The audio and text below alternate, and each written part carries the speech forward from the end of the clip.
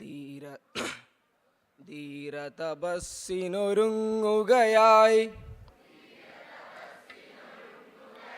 പ്രിയ സോദര സാധകർനാം. ധീരതപസ്സിനൊരുങ്ങുകയായി പ്രിയ സോദര സാധകർനാം.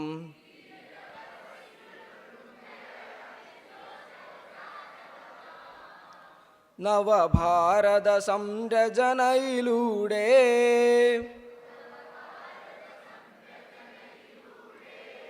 പെരുമ വരിച്ചിടാം. ധീരതപസ്സിനൊരുങ്ങുകയായി പ്രിയ സോദര സാധകർനാം.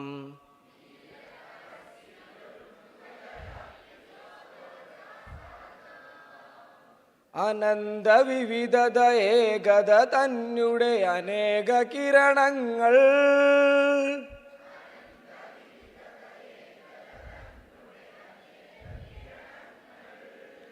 അനാദിയായി നിലനിൽപ്പിന് മൂലം സ്വധർമ്മ സംസ്കാരം.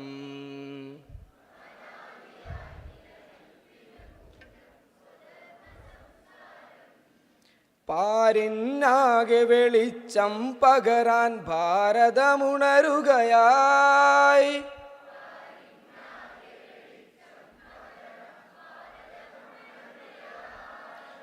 അമൃതത്വത്തിൻ മക്കൾ നമ്മൾ ഒരുമയെഴുന്നവരായി.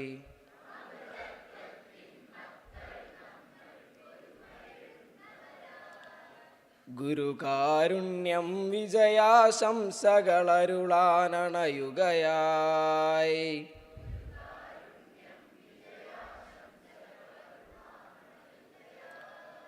ഇനിയുമിരുട്ടിനെ ഭയന്നു നമ്മൾ കിടന്നുറങ്ങുകയോ?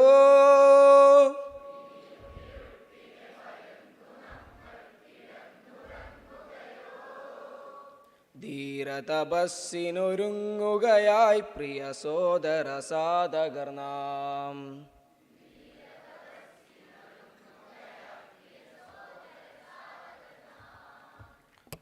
ഹലോ ഭാരത് മാതാ കി. അഖില ഭാരതീയ വിദ്യാർത്ഥി പരിഷത്ത് 38ാം സംസ്ഥാന സമ്മേളനത്തിന് അനുബന്ധിച്ച് നടക്കുന്ന രണ്ടാമത്തെ സ്പീച്ചാണ്. വേദിയിലേക്ക് സംസ്ഥാന അധ്യക്ഷൻ ഡോക്ടർ BR അരുൺ, സംസ്ഥാന കാര്യദർശി NCT ശ്രീഹരി, ദേശീയ സംഘടനാ കാര്യദർശി ആശിഷ് ചൗഹാൻജി എന്നിവരെ ക്ഷണിക്കുന്നു.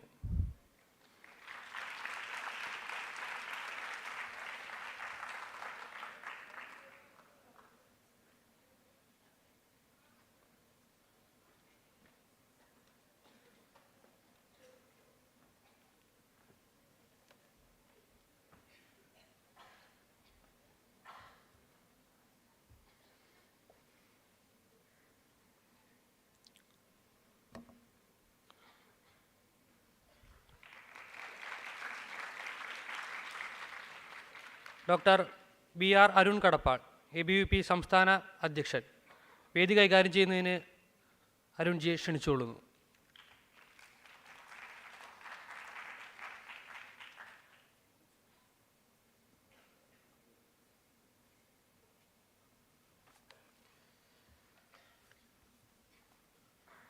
നമ്മളോടൊപ്പം ഈ സെഷൻ കൈകാര്യം ചെയ്യുന്നത് ശ്രീ ആശിഷ് ചൗഹാൻജിയാണ്. Self reliant and emerging Bharat, the role of youth, ഇതാണ് അദ്ദേഹം കൈകാര്യം ചെയ്യുന്ന session. Shri Ashish Chauhanji national organising secretary ABVP, Himachal പ്രദേശിലെ ഷിംല സ്വദേശിയാണ്. BSc BJMC MBA പഠനം പൂർത്തിയാക്കി. 2003 മുതൽ ABVP പ്രവർത്തകനാണ്. രാജാകീയ യൂണിവേഴ്സിറ്റി പ്രസിഡന്റ്, ജില്ലാ കൺവീനർ, ജില്ലാ സംഘടനാ secretary, national secretary, national general secretary മുതലായ ചുമതലകൾ വഹിച്ചു. നിലവിൽ മുംബൈ കേന്ദ്രമായി പ്രവർത്തിക്കുന്നു. ആശിഷ്ജിക്ക് ഉപഹാരം നൽകുന്നതിന് വേണ്ടിയിട്ട് സംസ്ഥാന സെക്രട്ടറി ശ്രീ NCT ശ്രീഹരിയെ ക്ഷണിക്കുന്നു.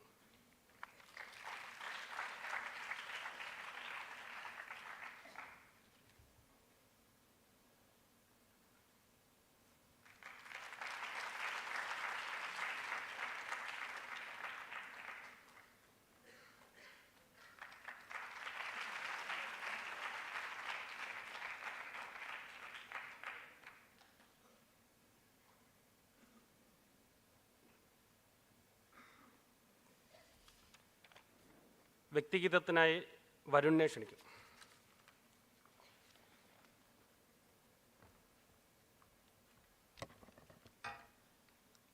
अहो दिव्यमादे महोदारशीले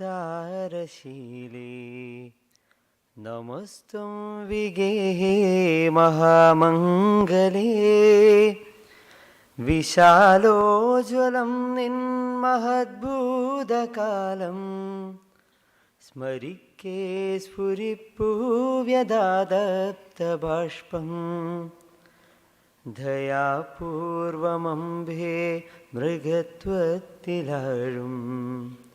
നരന്മാർക്കു നീകി നാരായണത്വം ചിതൽ പുറ്റുപോലും ചിദാനന്ദരൂപം ധരിച്ചു നമിച്ചു ജഗത്താകവേ മഹത്തായ നിന്ദിഗ്ജയത്തിൻ രഥത്തിൽ പറക്കും പതാകയ്ക്കു കൈകൂപ്പുവാൻ ദ്വിഗന്ധങ്ങൾ തോറും വ്രതം പൂണ്ടു നിന്നു പുരാമർത്യ രാഷ്ട്രങ്ങളത്യാദരാൽ അഗാധങ്ങളാലും സമുദ്രങ്ങളാലോ മഹോന്നത്യമോലും ഗിരിപ്രൗഢരാലോ തടസ്സപ്പെടാതെ ജഗത്തെങ്ങുമമ്പേ തഭൂത്കൃഷ്ട സംസ്കാര സാമ്രാജ്യമെത്തി അഹോ കഷ്ടമമ്പേ കഥാമാത്രമായി ഭവിക്കുന്നുവോ പൂർവസൗവർണകാലം ദ്വിഗന്ധങ്ങൾ ഉൾക്കൊണ്ട സാമ്രാജ്യമിപ്പോൾ ചുരുങ്ങി ചുരുങ്ങി ക്ഷയിക്കുന്നുവോ മറഞ്ഞു മഹത്തായ ഗാന്ധാരദേശം മറഞ്ഞു മഹോദര ബ്രഹ്മപ്രദേശം മുറിഞ്ഞറ്റു വീണു മനോരമ്യലങ്ക മഹാദേവി നിൻ കാലിലെ പൊൻചിലങ്ക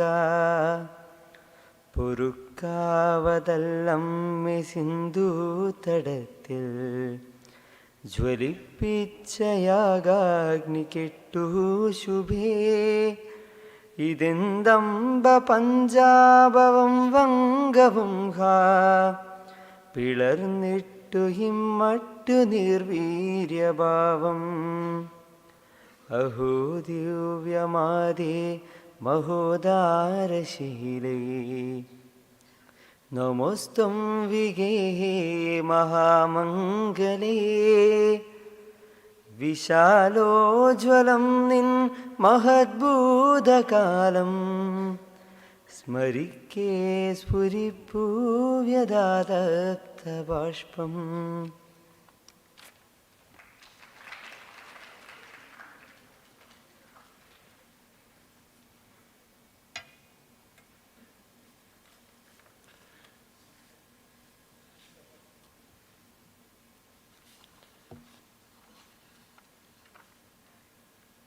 Respected State President Dr. B.R. Arunji, my dear friend and leader of student movement in our state today, our State Secretary, our friend NCT Shri Hari, senior Karyakartas including Adarniya Balakrishna ji, our National Joint Organizing Secretary, Shri Kumaresh ji, our Zonal Organizing Secretary, Adarniya Anand Raghunathan ji, our former Zonal Organizing Secretary and presently Rashtriya Swayamsevak Sangha Kshetriya Karyakarni Sadasya, who is present in the Adhiveshan today, respected teachers, all the Padadikaris of Akhil Bharatiya Vidyarthi Parishad Kerala Prant, Karyakarta, sisters and brothers who have come here for this 38th State Conference of Akhil Bharatiya Vidyarthi Parishad Keralam. I congratulate you that we are on this momentous occasion of 38th conference and we are here in such a big number. It's a matter of pride and it's a thing which we should actually applaud, all of us here to be present in Thiruvananthapuram. It's a pious place of Padmanabh Swami where we are here in Thiruvananthapuram, where his unending sleep, Chirnidra, is being depicted. Yet at the same time, this very state had seen a princely state of Travancore, which even applauded in the medieval time and later times for its education and its contribution. Even to this day, Kerala gets that spot of leading state in our country on education and on Human Development Index. It is testimony to that times that there were social reformers, people, Narayan Guruji and so many people who have fought for that one, who striven for this excellence. From the ancient times, from the period of Adi Shankaracharya, Kerala has been testimony to knowledge, information, international trade. Looking at the scriptures and looking at the evidences from the past, our state was known for seafaring people who used to trade with countries in Gulf, not only now, but even centuries ago, with the Roman kingdom, with the Europeans. And evidences are there that people used to go on the other side of the world also, towards East ASEAN nations and China also. But majority of that trade was done from the Chola kingdom on the eastern coast of India, from the Nayak kingdoms of Andhra Pradesh and Odisha. That has been the history of India.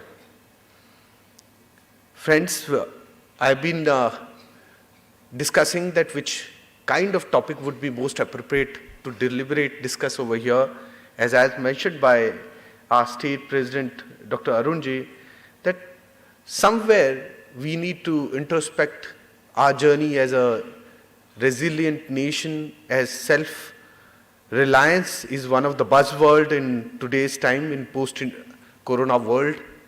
One of the aspect which we see in 21st century as a jubilant youth, we would like to see our country going ahead, getting ahead, and there our aspirations also matches with the India's resurgent or India's surge in the international foray. And obviously, it will be a deliberation how all of us can contribute to that one. Friends, if we only perceive these facts, these details from a standpoint of today, where we stand, and what kind of situation we are in today. On one side, we are celebrating 75th year of India's independence, 75 years. For a nation, it is not a very smaller duration. It's 7.5 decades. For nation, it is also too long in one sense, because many other nations were also, those were declared independent by the colonial powers, particularly the Britishers. And in a span of, say, 15 days or 20 days, almost like 10, 12 nations were declared independent.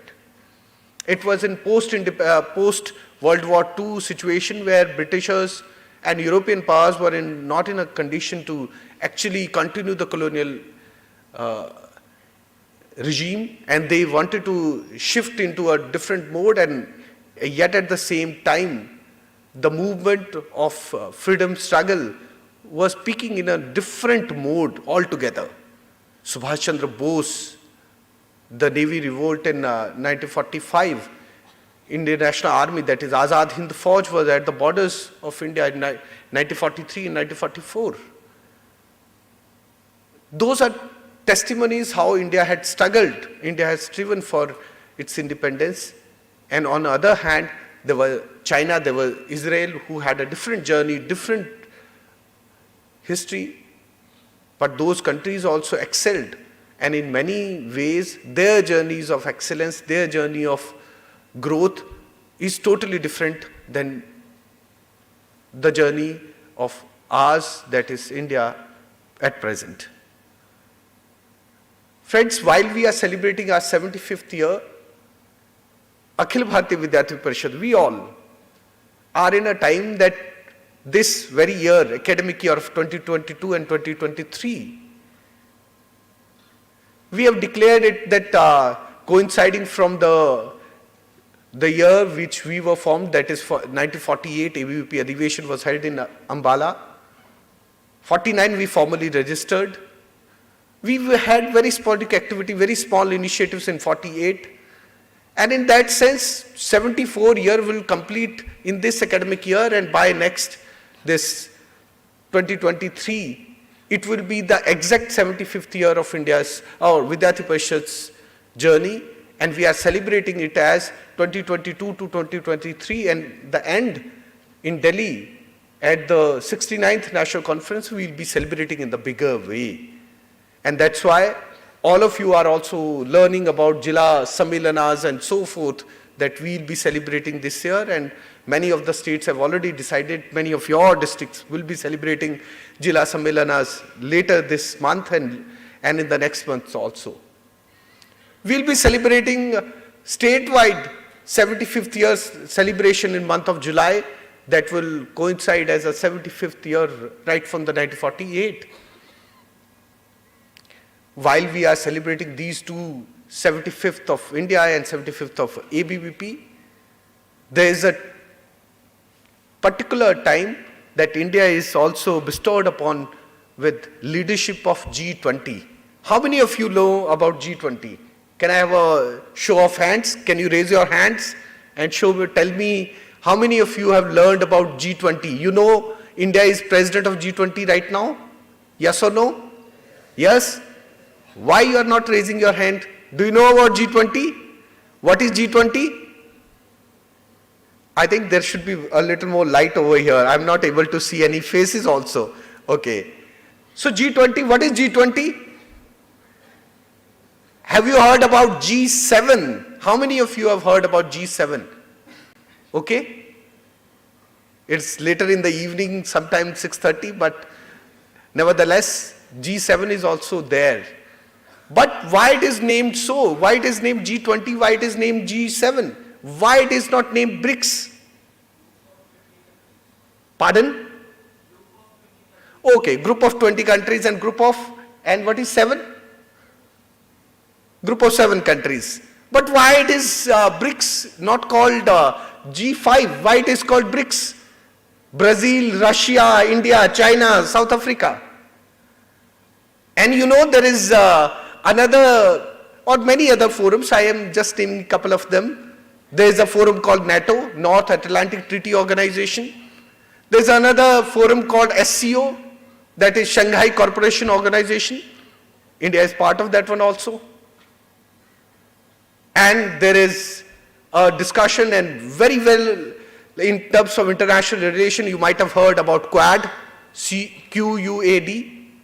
That is not an acronym, that is only a situation in that sense. There is a quadrilateral of 4 countries, US, Japan, Australia and India. But why it is named G20? Why it is named G7? So you might learn that G20 is the group of all 20 top 20 GDPs in the world. That is the top 20 GDPs in the world. At present, Argentina is not the part of that list, but Iran is part of the 20th rank. But earlier it might have been at the 20th rank and it was part of the G20, and then they didn't change it. And G7, on the contrary, is not a grouping of the top 7 GDPs. Had it been the top 7 GDPs, India would have been the part of it. Why? Why? Because India is. Why? India is which number in terms of GDP size? India is not which number? 5th. Who said this one? Can I have a show of hand? Hey, raise your hand. I saw you. I saw you. Okay, good one. Had it been the only GDP size, India would have been part of G7. But G7 is an organization of advanced economies, not only the highest in terms of size. They go by the IMF systems of ranking, where they have categorized all the sizable bigger economies into a category of advanced industrial nations, where they have a sizable economy, and in that grouping Canada comes, in that grouping France comes, in that grouping Germany is there, in that grouping Italy is there, Japan is there from the, you can say, the Oriental or the Eastern sphere, UK is there, and the United States. And apart from these 7 countries, they invite another one, that is EU, as an observer or as an entity. Sometimes they add up G7 plus, they call it G8 plus. These kind of groupings, sometimes they call India, sometimes they have called Russia, sometimes they have called China also for conversation, but fundamentally they are the 7 nations. They are the 7 nations where there is a liberal democracy. They are a political forum also in that sense, because they propagate democratic principles of the Western world.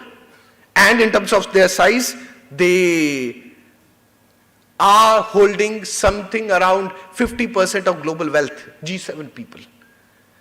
And their GDP size is somewhere around 40% of the world GDP. And in terms of 7 nations, they have 10%. Some of you can also jot down, write it, 10% of global population.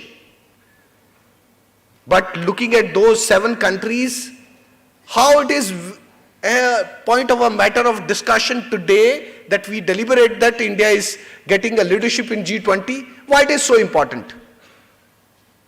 It is important because those 20 nations where India would be leading, that is 19 countries and European Union as 20th. Among those nations, 20 entities are, apart from those, there are invited members. For example, this year Bangladesh has been invited there. Some other countries are also invited. In toto, these 20 entities, 20 nations, and they accommodate and they cover 80% of world GDP in terms of size. Earlier I said 7 countries 40%, 20 countries 80% in terms of GDP.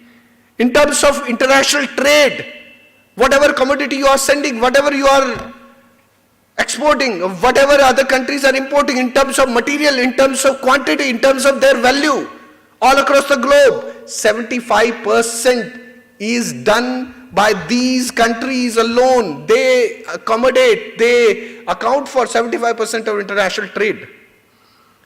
These countries, they account for 66% of global population within their boundaries, as compared to G7, which accounts for only 10% of population. If you have a 66% majority, whatever your views are, those in a democratic setup like India are a constitutional majority. You can amend anything, it is said.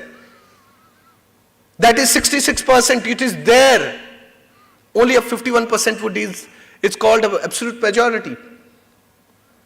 I would say 66% is representative of the people of the world, 2/3 of the representative people of the world. And they cover 60% of land mass. And if you are standing on any land somewhere on the world, 6 out of 10 times, 3 out of 5 times, you are standing in a G20 nation. That's the level of policy impact it will have. When we are looking at India's role as an emerging power, when we are looking at India's role as a resurgent power and a self-reliant country, this is one of the testing time, this is one of the opportunity where India should capitalize. And G20 is one of those very forums where India could push for its ideological narratives, its ideas, its value systems, where it can actually pave way for these kind of ideas in a global narrative. You see, when COVID had hit, India was producing vaccines for itself in Pune, that COVID shield, and another one in Hyderabad. And because of these two particular vaccines in the very early on, India was able to care for its own population. And when AstraZeneca COVID shield was produced in other countries, America, with a population of 32 or 35 crore, they stored somewhere around more than 100 crore vaccine in their country. And you knew that by that time only 2 sets of vaccines were to be given with a gap of 3 months or 4 months. That was the discussion in the medical world. But America, since they wanted to have resources at their own disposal, saved or kept somewhere around 100 crore vaccines with them. When their population was 32, that meaning thereby they would double it up, would only need 60 or 70 crore vaccines. But India, on the other hand, has a population of 137 crore, 140 crore you keep. If you deduce the number of children who were not allowed to have that vaccine, the number could be around 100 crore. And if you double it up, 200 crore would be the number of vaccines we would need in a certain time. On one side, America kept that many vaccines with them, and India, on the other hand, thought that if we need 200 crore vaccines, those cannot be produced in a smaller time. And even if we have, we cannot actually vaccinate that many people in one go. We would need almost like 1.5 years to vaccinate all the people, 2 vaccines. So what India did, India calculated how many vaccines we can vaccinate to people in a month, and we kept a margin time so that many people can be vaccinated in a furtherance of more than 15 days, 20 days a month. And we kept a buffer. Rest, whatever we produce, we gave it to the world. And under the United Nations vaccine program, India was the biggest contributor because India was the biggest producer of vaccines. You have seen videos of Jamaican foreign minister. She was saying that at the corona time, a country like Jamaica, which is there in the West Indies area, we play with West Indies, it's a cluster of nations. It is just below, to the south of USA, very near to their Florida or Texas areas. But from there also they could not get vaccine, and it was India who gave them 10,000 vaccines.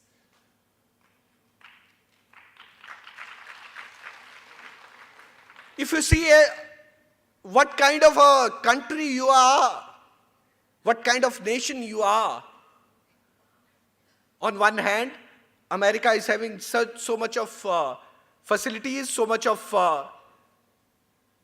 resources at its hand, its disposal, but it chose to keep those vaccines with it, and over a period of time, crores of vaccines in US were thrown.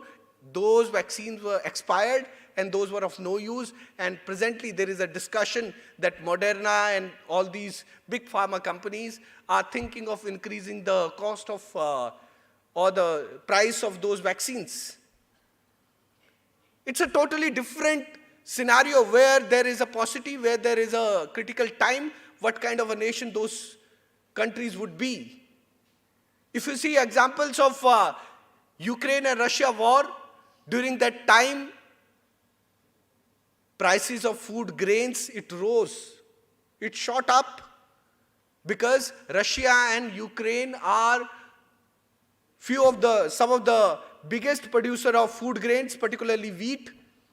And because of that one, in the international market, wheat supply got down and cost went up, and those smaller nations were suffering for food shortage, and in that time, it was India which gave wheat supplies to the smaller nations at the reduced cost. It did utilize the time of this scarcity and didn't profit from the deaths or the hunger of poor people. And in a video, the foreign minister of Syria was actually thanking Prime Minister of India that at the time of such a crisis, they received 500 tons. They received 500 tons of wheat at the critical time. That's the kind of India when we are self-reliant, when we are in power, when we are in a driving seat, that kind of response we give. How many of you have seen the picture by Bolsonaro, the Brazilian president, who in the vaccine Matri wanted to thank India, actually posted a picture on its Twitter. Some of you who are using 2022 diary, if you pull out that diary, ABVP diary, on the back side you can see that small caricature. That small picture is there. That is a depiction, that is a salience of India's history. And in a way, Brazil wanted to thank India for kind of support it has given. At the time of COVID crisis, Bolsonaro posted on its Twitter a caricature of Shri Hanuman carrying vaccines from India to Brazil. You can only imagine that kind of a leadership India is giving on the international platform. If India is getting these vaccines, if India is getting these medicines, whether it is food, whether it is any other product where we are excelling, India still believes in that ideas which has been quoted as the slogan for G20 leadership. That is Vasudhaiva Kutumbakam. One world, one earth, one family, one future. My dear friends, India's self-reliance, India's resurgence is there for everyone's benefit. India's growth is there for all the poor people of the world. And it has been examples on the international platform, whether it is WTO. On those forums, India has always fought for the rights of the poor countries. Those poor countries in the African continent, poor countries in the Pacific, poor countries in the South Americas, poor countries in Middle East, in Asia, poor countries in Eastern Europe also. And it is this very idea which India is going to fight for and stand for in the coming years. We look at India at present, and when we see where we are right now, just now I mentioned that how our journey of 7.5 decades has been as a country. We are 7th biggest in terms of land mass. We are 5th biggest in terms of economy as a nominal rates. We are 3rd biggest in terms of economy in real, or that is, pardon me, in purchase power parity. India is actually ranked 127th in terms of what per capita income in purchase power parity and 139th in terms of per capita income. We are 5th and 3rd in terms of economic size, but we are 127th and 139th in terms of per capita income of one person across the country and in comparison to the world. And in terms of our economy and some of the facts as listed of poverty, 3% of India's population, they live under extreme poverty as described by United Nations. 10% of population, they live at $2.15 a day, which is another category of poverty above extreme poverty. 44%, next percentage of population, 44% of India's population, $3.65 a day. And in total, if you put all the population, almost our earnings stand at 83% or 80%, 4/5 of our population, we earn $6.7 a day. That is somewhere around 500 rupees per day is our earning. That is 4/5 of India's size. We are below that one, we are not above, and that is the next 18% or 19% such a population which earns bigger or higher in terms of earnings. Friends, are we this way only? Were we like the nation we are right now in terms of economic size? As a total, we are 3rd biggest and 5th biggest, but in terms of per capita income, we are at 127th, 139th. You must have seen a video of your member of parliament from this place. How many of you had seen that video? The member of parliament from this very place was speaking in Oxford Union, and in one of the speeches and one of the points he mentioned that Britishers who had come to India, while they looted India, they also looted the word loot from Indian or Urdu texts and took it to the England, and that's why in the Oxford Dictionary we have the word loot. And all those people who are part of the British legacy, who are part of British East India Company, they were obviously referred as looters of India in their own societies. While mentioning so, some of the senior personality, including Dr. Tharoor, as well as Dr. S. Jaishankar, our foreign minister, and particularly a documentary made by Vice.com, they mentioned that India's resources were looted by Britishers over a period of 150 years, 200 years, and in that span they took out something around $45 trillion from India. I said $45 trillion. India right now is only at $3.4 trillion. India's economy right now is $3.4 trillion. And these three references are saying that Britishers took $45 trillion from India. The economy of the United States of America right now is 23 trillion. Economic size of China right now is 17 trillion only. It is twice the size of US they took from India. It is 2.5 times of China's economy they took from India. And these Britishers, these European powers, when they were madly in aura at the conclusion of 20th century, they wanted to celebrate the 2 millennia. And in that celebration, they said they want to actually give a rebuttal all to these kind of discussion about how they have earned from the colonial supremacy.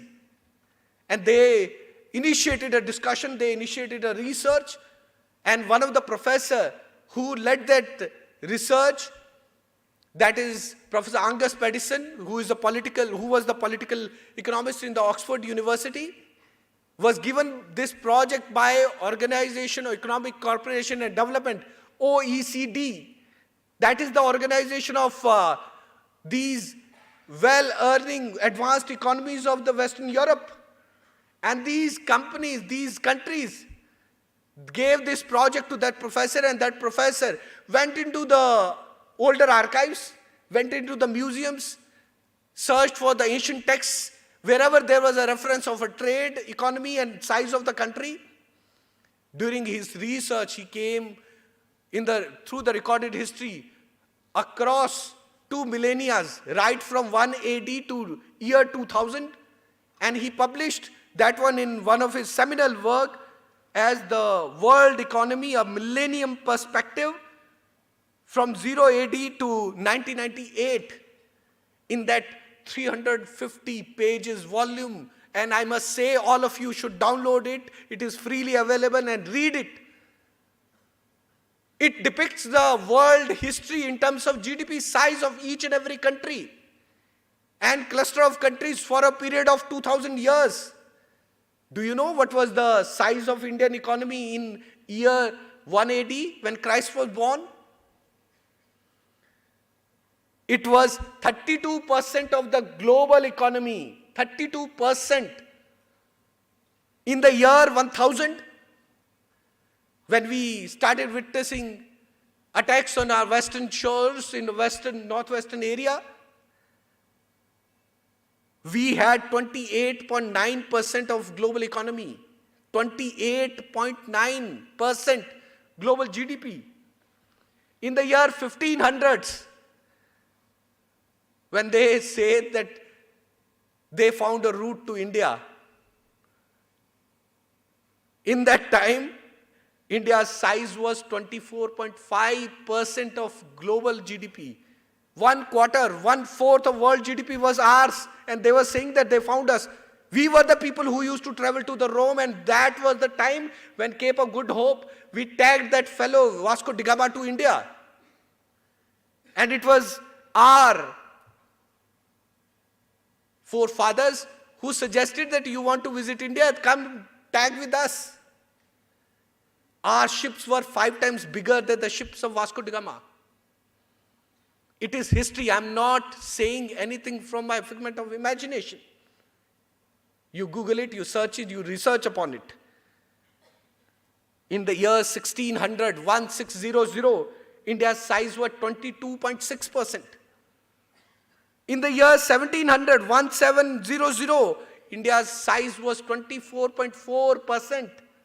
1700, our size was 24.4%.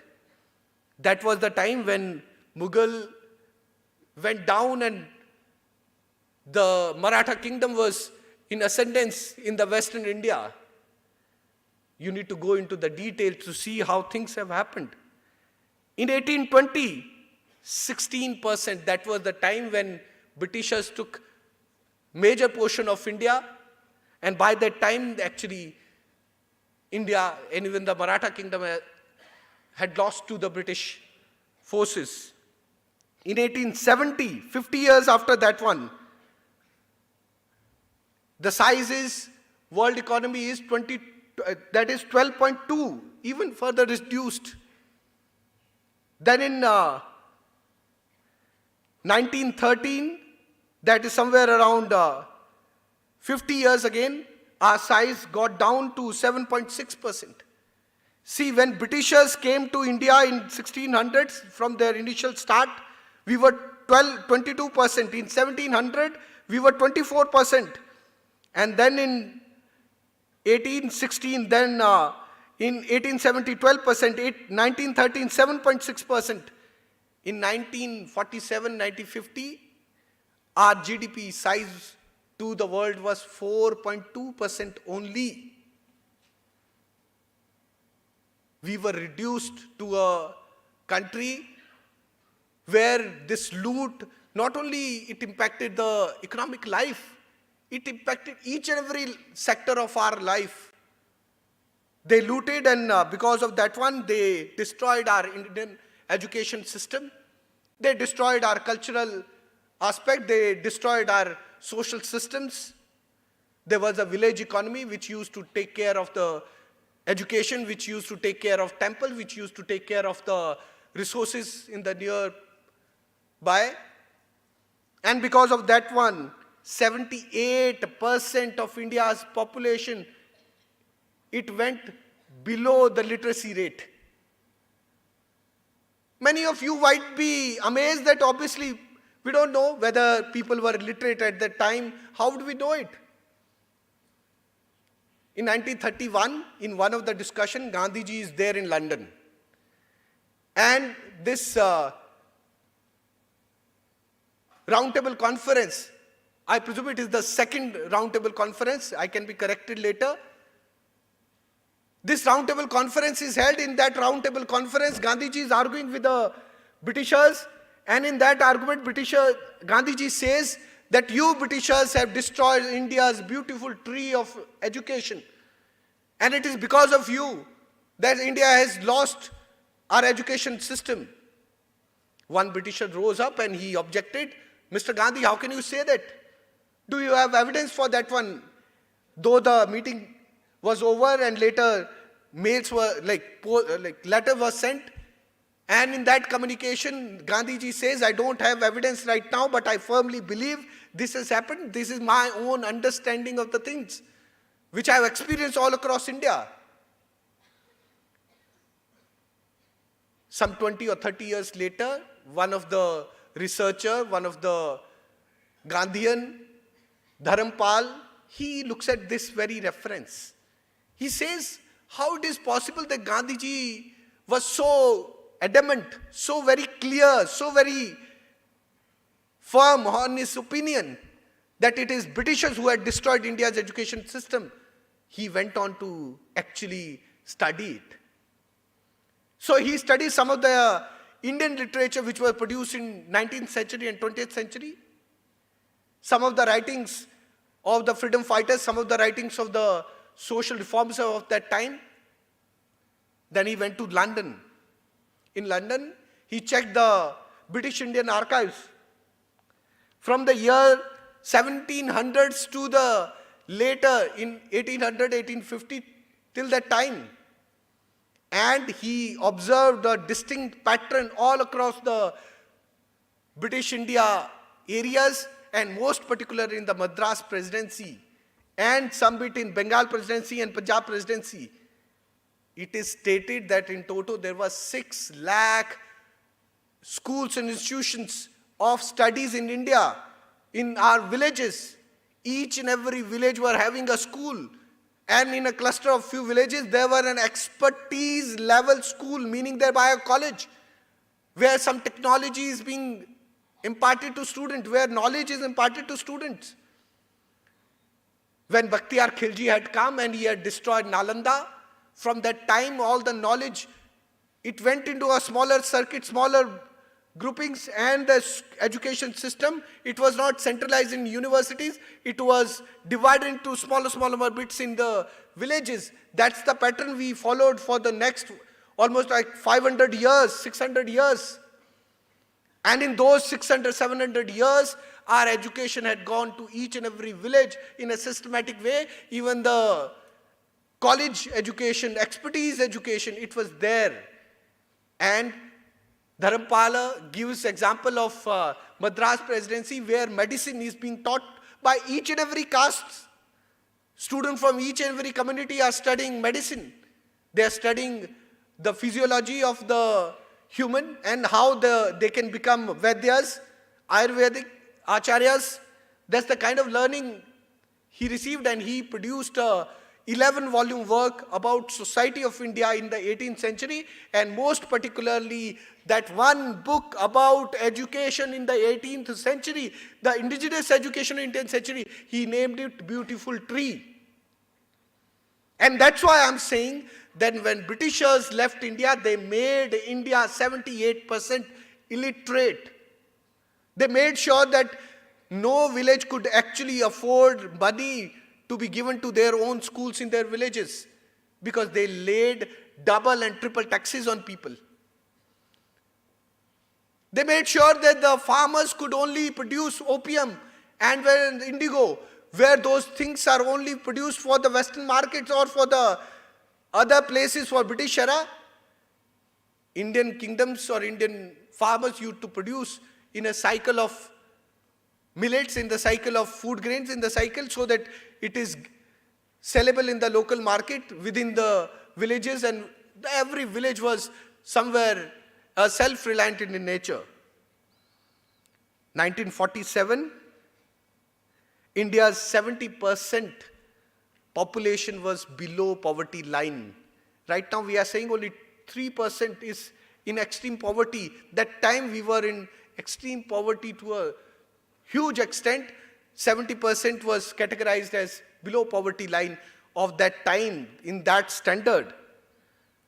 My dear friends, if we look back, if we see all these scenarios, what they have done to us, what kind of opportunity we have right now?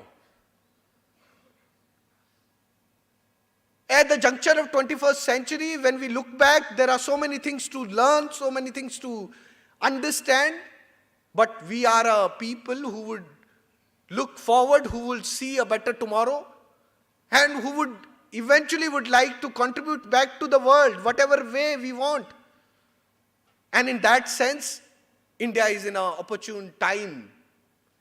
Even after so many calamities, so many problems, so many issues, so many things on the part of the Macaulay and Marx Putras, they have done over 70 years to us.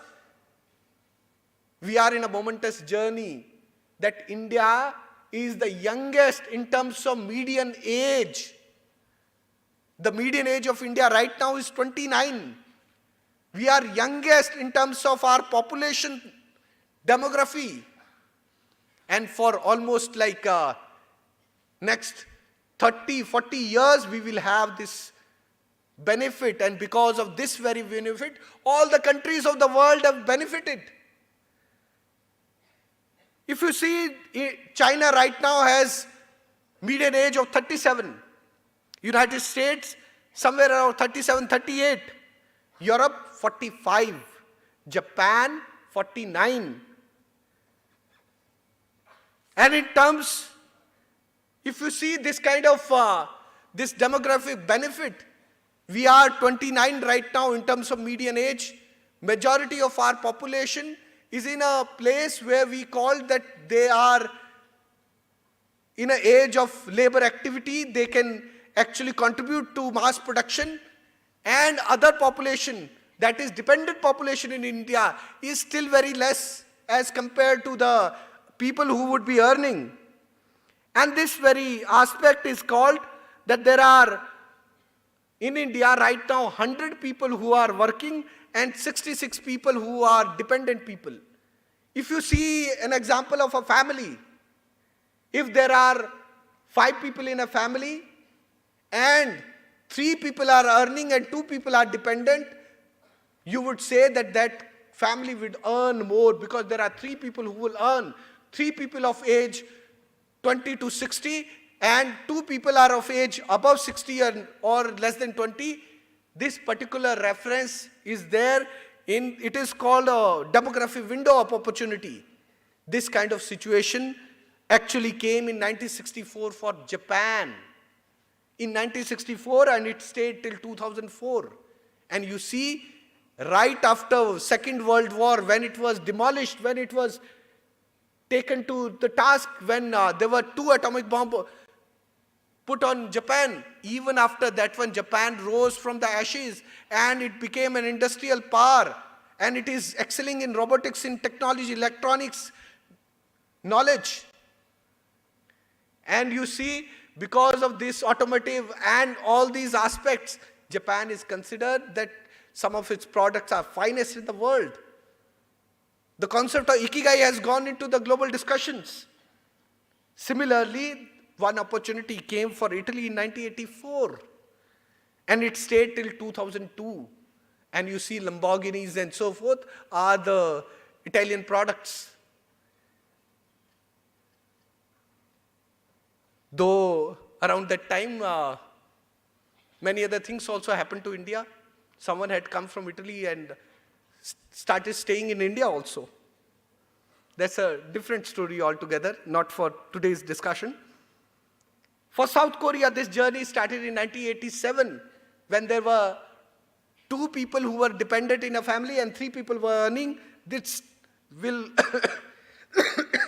This will stay till 2027 for South Korea. And that's why South Korea, because of its industrialization, whether it is the Daewoo company, whether it is Hyundai company, whether it is LG, whether it is Samsung, those were the finest 4 companies which has led to the resurgence of South Korea. And many of you might be following K-pop, that industry, Squid Games on the Netflix. That is the essence. Once you are in that league, because of your industrialized status, your economy, you are impacting the global narrative also. China is having this window since 1994, and it will stay till 2037. India, for that regard, and Bangladesh, it started together in 2018. And this window will stay with India till 2055. And with Bangladesh, it will stay till 2052. What I want to say here is that window of opportunity will have more number of people working in a family. Overall, every youngster, every family is able to produce something for next almost like 3 decades, 3.5 decades. And because of this 3.5 decades of time we have, we could be the leading nation in the world on the economic size. This will be a fight, this will be a journey, whether we will be able to surpass China, we will be surpass America in that regard. It is said that in 2050, it will be China first and India second, and it would be America third. But the real discussion is coming whether India will surpass China in any time in next decades also. My dear friends, when we look at Kerala, this window of opportunity is already closed. Tamil Nadu, it is already closed because we have more number of people who are dependent rather than in working age. Delhi as a state, that is Delhi state, it will stay for next 5 years, Andhra Telangana next 5 years, Gujarat for next 5 years, Punjab, West Bengal for next 5 years, Kerala, Karnataka for next 10 years, Odisha, Himachal, Maharashtra, J&K, Assam, Uttaranchal, Haryana for next 10 years. This window will stay. The demography is such that these states will be able to maneuver for next 10 years. There will be more number of people who would be from each and every family in comparison would be able for working population and lesser number of people in a dependent age. For Chhattisgarh, Jharkhand, Madhya Pradesh, Rajasthan, Uttar Pradesh and Bihar, this will go beyond 2055 because of that very aspect we would be able to stay in that window. My dear friends, we look at India and India's journey as a self-reliant nation. It is on the capacities, on the shoulders of us youth. It is on to us whether we are getting education and thinking of a job or whether we are thinking of an entrepreneurial idea. Are we graduating from a college and still thinking of a government job in Kerala State Administrative Services, or thinking of a UPSC, that is Civil Services, IAS or other services, or we are thinking of inventing something, initiating entrepreneurial ideas? Our state has been one of the leading states in the entrepreneurial journey. Startup Village was initiated in Kochi. And in that startup village, some of the first startups in India were incubated. It was Gujarat who took an initiative out of us from Kerala, and they expanded it into a network called Student Startup Innovation Policy.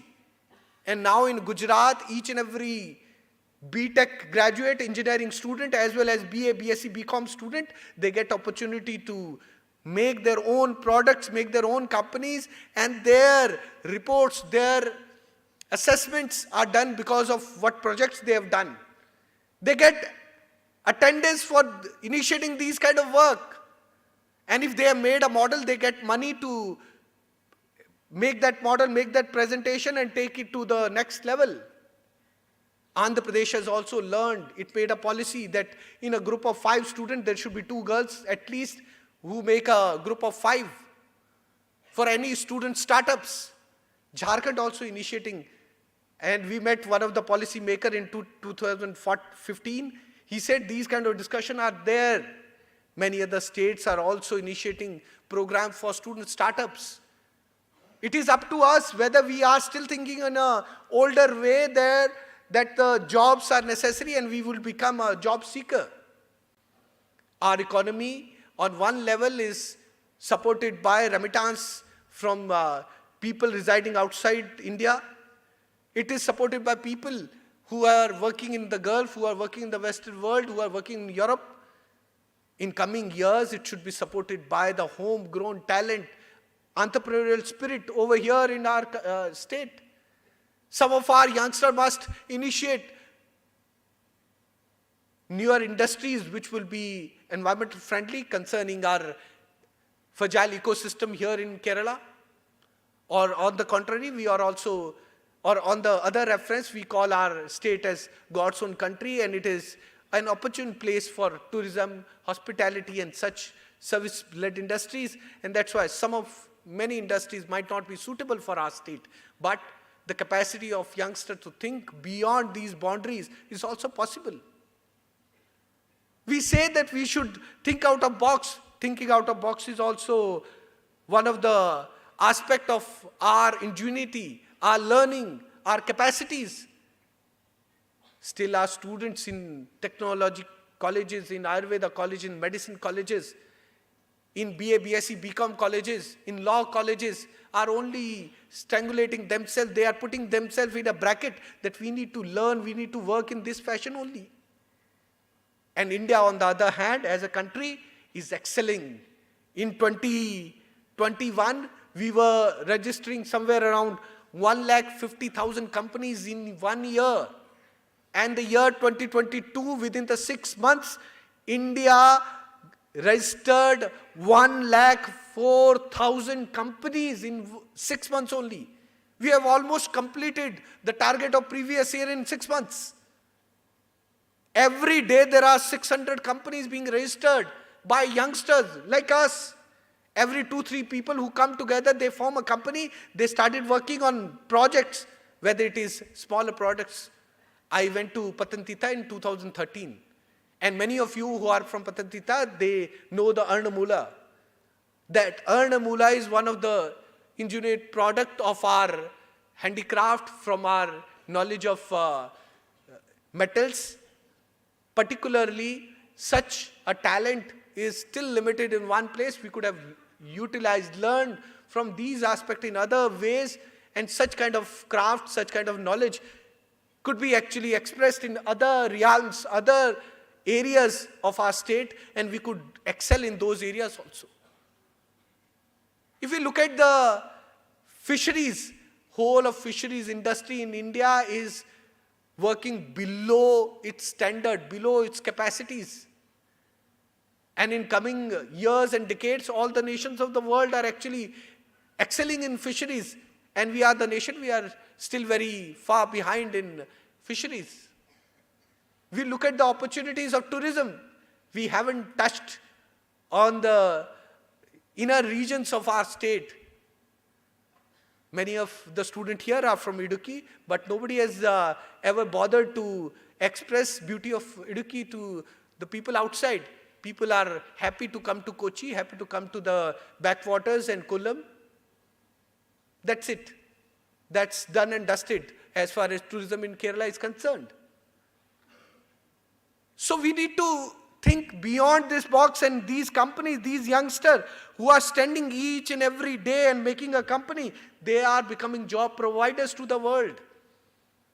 And these kind of examples are not coming from these kind of metro cities, they are coming from the smaller pockets. And youngsters, they are creating these opportunities, and that's why India is one of the most active startup ecosystem in the world. And it is third largest in the world at present. And because of this ingenuity of the youngster, India's startup industry is witnessing a unicorn, that is $1 billion economy of $1 billion market cap of a particular unicorn or particular company. And every month there are 3 unicorns which are taking birth in India. That a company which starts in a couple of years reaches up to the 1 billion mark in a span of 5 years, 7 years, 3 years, so forth, and it becomes a unicorn. And India is also witnessing decacorns, that some of the companies reach the market capitalization of 10 crores. Pardon me, $10 billion. This is the example of India's leadership in entrepreneurial and innovations. In coming years, this ease of doing business, which was somewhere around 150 when the present administration had come. Earlier administration were only happy with the regular declaration of economic analysis, but were never working on this very aspect. And presently you can see that India's ease of doing business rank is 63rd in the world. We are in a category which this ranking framework called easy to work or easy to business. And in coming years, coming months, administration and systems are still working that it should go below 50 for ease of doing business, so that youngster like here can open companies in manufacturing, can open companies in other areas also. For youngsters, these small and medium-sized companies, medium-sized companies to be formed, where we are working in MSME sector or other areas, such opportunities are being created. And for us, it is a duty that we celebrate all these aspects of our country. In Trichy Vichar Baithak of Akhil Bharatiya Vidyarthi Parishad in February 2020, we listed out one of our suggestions, one of our directions, and we said in coming years, ABVP will work towards actually propagating entrepreneurial spirit in youth of India, so that we can achieve 5 trillion economy within few years and 10 trillion economy by 2030. And in 2050, we will be having a $55 trillion economy, and we will be amongst the leading nation.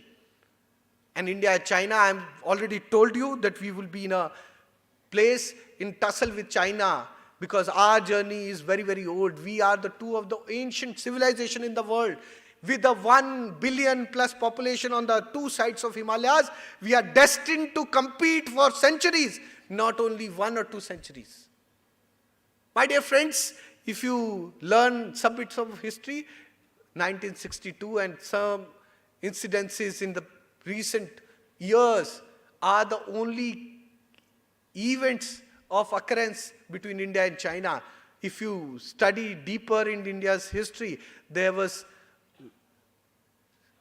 rarely a time when India and China competed directly on its borders. But our trade, it flourished. And the erstwhile ambassador of China to US and president, that is Vice Chancellor of Peking University, once said that India ruled China for 2 millennia, 20 centuries, without sending a single soldier across the borders. And it was through Buddhism, it was through Indian spirituality, it was through Indian knowledge, it was through Indian information, Nalanda, Takshashila, Vikramshila, these universities, we could actually create a supremacy of ideas. We were Vishwaguru at that time. We were called Golden Sparrow by the Arabic voyagers or travelers. These were the aspects because we had villages which were producing all these aspects. We had our tribal areas which were not only dependent on agriculture. We had our villages which were Atmanirbhar, self-reliant in itself. I told you in the other reference of Dharampala, which depicts how our villages were self-sufficient and they were nurturing our school and education systems, our temples in our villages. In coming years, we would need sustainable villages who will produce enough economic opportunities for the people of the village. And even Dr. Abdul Kalam had witnessed or visioned this kind of aspect and called it providing urban amenities in rural area, the Pura project, P-U-R-A. And while he was speaking about working on Pura project, he visited Deen Dayal Dham, that is in Chitrakoot, initiated by Nanaji Deshmukh, the former Janasangha leader and Sangha former thinker. And he initiated this Chitrakoot project, which is a project of 500 villages where there is a socio-economic project was initiated. In those 500 villages, there is not even a single case which is pending in the local courts, because he initiated a program where each and every village will settle their cases in the local, in their own village itself. There were people who, like you, many of the social work student and many of the activists here, they went there and started working with Nanaji Deshmukh. Nanaji Deshmukh sent two people, a family of two, a couple, into a village, and they become Jivan Vratis in that village. They stayed there in that village, and their role was to support that village intellectually and guide them towards entrepreneurial spirit, entrepreneurial ideas, and create a sustainable village. And these people who started staying in Chitrakoot area, they settled in Chitrakoot. These social workers created a network that 500 villages have created. So many examples that the Krishi Vigyan Kendra Excellence Award was given to the Chitrakoot KVKs many a times. There is a Gramothan Vishwavidyalaya, Mahatma Gandhi Gramothan Vishwavidyalaya in Chitrakoot, which is actually experimenting with these projects. There is Deen Dayal Dham, I already told you. And because of these experiments, Dr. Kalam went there and he stated that whatever the idea of Pura is there, providing urban amenities in rural area and target 3 billion, actually eradicating hunger from the world of 3 billion people who are still in the boundaries of hunger. In these two writings, Dr. Kalam depicted, and he stated that whatever the Pura project is there, he wants a project like Chitrakoot, and this is the exact model which he wants to implement in the world. We are looking at actually focusing on 6 lakh villages in India, and if you want to focus in 6 lakh villages, you need to first focus on 775 districts of India. You need to first cater at those places which could be an inspirational center for this kind of a policy. In coming days, we, people like us, social movements like Rashtriya Swayamsevak Sangh has initiated Swavlambi Bharat Abhiyan, which is reaching out to the villages through Srijan. Those are called Uddamita Srijan Kendras in each and every village. Some of you might have come across such Swavlambi Bharat Abhiyan people or campaigns in our state also. Akhil Bharatiya Vidyarthi Parishad's Savishkar Abhiyan is also part of that one. It is jointly working in that regard. And in those Srijan Kendras in coming days, we will be working on that aspect. And in coming days, every district should create some product and service. This kind of campaign which is there in Uttar Pradesh, which is there in Karnataka, is excelling and providing people a common market where their product, whichever they have produced in their villages, is marketable, and it is becoming one of the key area of earning of the common people. My dear friends, it is such initiatives in the coming days which will actually impart opportunities to common people, common masses, that their ingenuity, their skills, and their learnings will become part and parcel of India's growth story.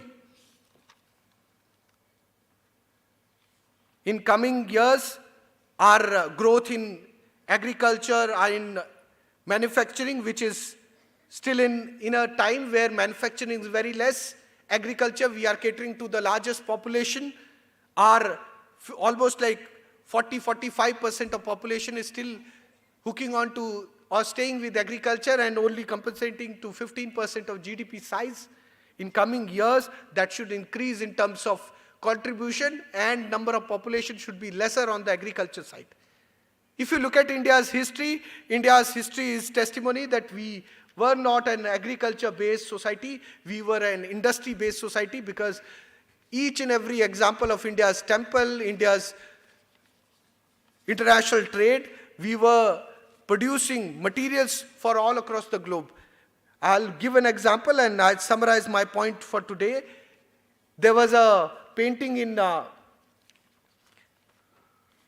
one of the galleries of Europe. I saw that presentation made by one of the presenter at 2015 Pravasi Bharati Divas in Gandhinagar.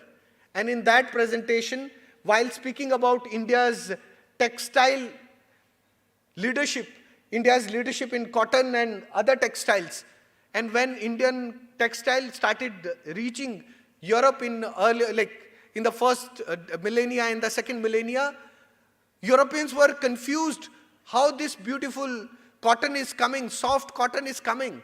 They thought that it is kind of a wool, because in the Europe they could only get textile from wool, that is the sheep wool, and they thought in India is also having some kind of a sheep which grows on trees, and in order to depict cotton, they were totally confused.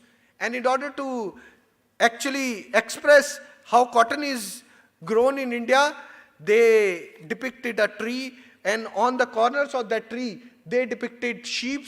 Some sheep were standing, some sheep were inverted like bat, and from those hair or that wool of those sheep, the cotton was produced, and that cotton went up to the European market, and it is said in the records of Europeans that it is the cotton, affection for cotton, love for cotton, and love for the spices of Kerala and Western Ghats, that these Europeans are donning out gold to the India, and whatever gold is going to India is going into a sink from where it doesn't come back. And that's why 11% of the world gold, even to this day, today itself, it is with our sisters and mothers of India. It is our households, Stridhana. Whatever our sisters are putting in their nose pin and ear pins, it is 11% of the gold in the world. And still India holds highest amount of gold reserves in the world, because this habit of collecting gold, though it is very problematic for the India's financial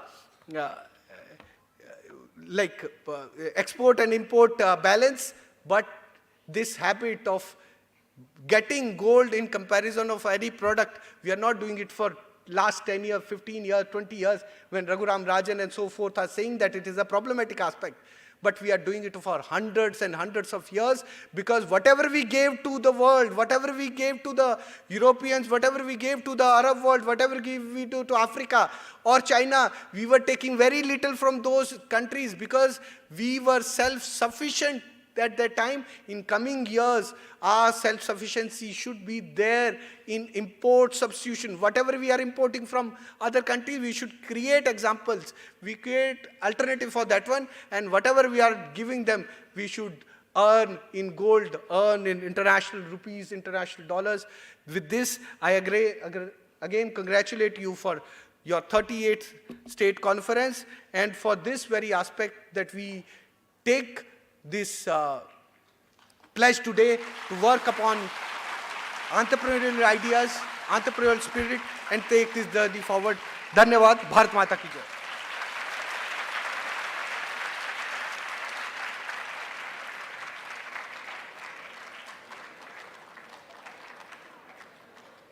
നിർദ്ദേശങ്ങൾ നൽകുന്നതിനായി നിയന്ത്രകനെ ക്ഷണിക്കുന്നു.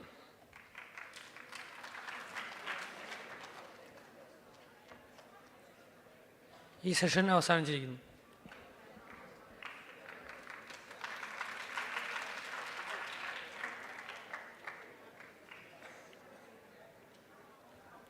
സൂചനയുണ്ട്. വിദ്യാധിരാജ സ്കൂളിൽ താമസിക്കുന്ന പ്രവർത്തകർ വാഹന വ്യവസ്ഥയ്ക്ക് വേണ്ടിയിട്ട് കാത്തു നിൽക്കേണ്ടതില്ല, അടുത്താണ്, നടന്നു പോകാവുന്നതാണ്. അതേപോലെ നാളെ കാലത്ത് വസതിഗൃഹത്തിൽ നിന്നും താമസ സ്ഥലത്തേക്ക് വരുന്ന സമയത്ത് അവരവരുടെ ലഗേജ് മുഴുവനായിട്ട് എടുക്കേണ്ടതാണ്.